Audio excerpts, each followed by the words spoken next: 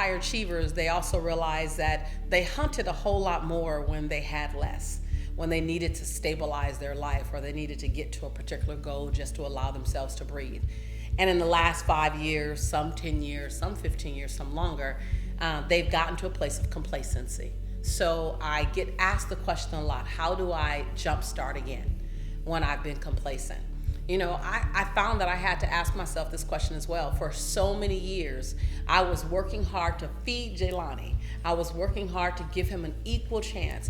I had this goal that by the time he was 18, I would have transformed our lives. And I ran hard for it and I worked hard for it. And by the time he was 18, our lives were completely transformed and barely recognizable. And I found that I had slowed down a bit, still running, but running at about 70%. And the challenge that you have to watch out for is that your 70% could be someone else's 115%, because you are such a game changer. So you can impress a lot of people never playing full out.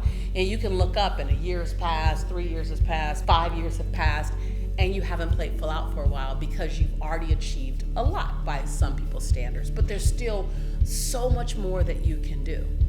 I want to coach you in this way. Dream a dream or set a goal that's big enough to make you get nervous. Oftentimes, if you're not setting a goal that's beyond 3 years out in front of you, there's not enough to run for. So I want you to look at your goals. Can you achieve them in a year, 2 years? I want you to set a goal for 3 years, set a goal for 5 years, and set a goal for 10 years. Yes, I said 10 years.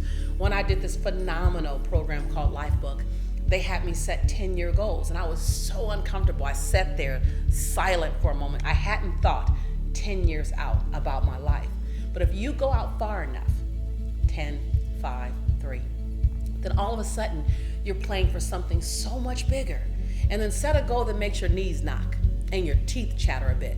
If you know how to get to your goal, you're not dreaming big enough. Now, the goal also has to be realistic. So it has to be realistic, something you can do. If you're currently making $80,000, then your goal in 3 years isn't to make $500,000 unless you have a path that's viable to get you there. That's real.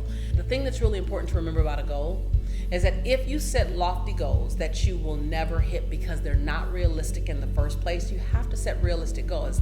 Doesn't mean you're not capable, doesn't mean that you don't believe in yourself, but realistic goals. If you set a bunch of unrealistic goals and you don't hit them, every time you don't hit a goal, you lose just a little bit of hope in yourself, a little bit of faith in yourself.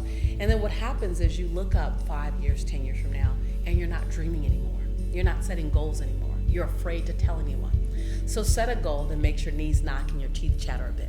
Set a goal that's 3 years out in front of you. Set one that's 5 years, and set one that's 10 years. As a matter of fact, set several in all those timelines. And then hook your caboose to the train of other people who are running as fast as you are. Surround yourself in a community that inspires you to want to stand on your tippy toes.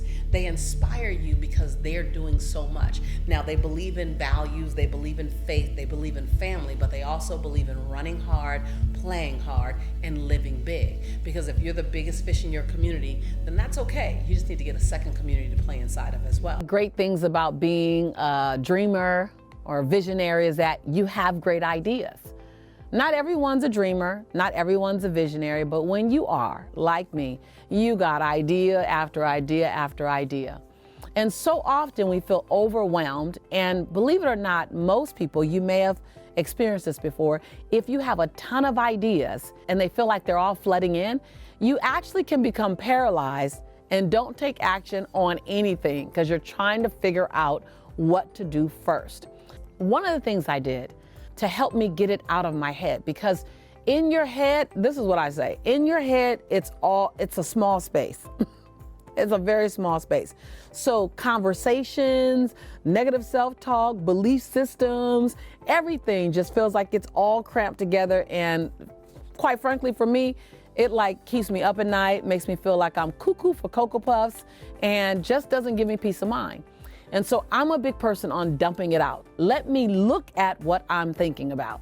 And I look at everything I'm thinking about. I write out my conversations that I want to have, especially the carefrontational conversations. You know, the conversations that are going to be a little sticky or might be a little messy or a little emotional. I write those out. I also write out my ideas. I write out my dreams. I write out what I'd like to do just to get them out so I can look at them.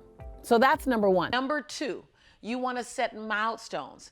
The goal that you set 3 months ago, did you set milestones that you could sit and look at and be with to let you know that you're on the right target, that you're on path?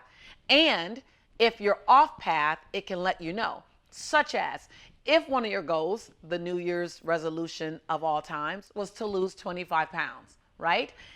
Inside of 4 months. Then if that's the case, how many pounds will you lose every 2 weeks? How many pounds should you be at in 30 days? So that you can see if you're on target or off target, and then give yourself permission to redesign the goal. Oftentimes we let our goals sit in mold, like we don't let the goal move. In reality, that goal has some movement. So while you want your goal to be solid, you don't want it to be so rigid that you can't adjust. I'd rather hit an adjusted goal than not hit the goal at all because I just fell off the wagon. I choose to end it each time by letting you know that I believe in you and that I love you, because I do.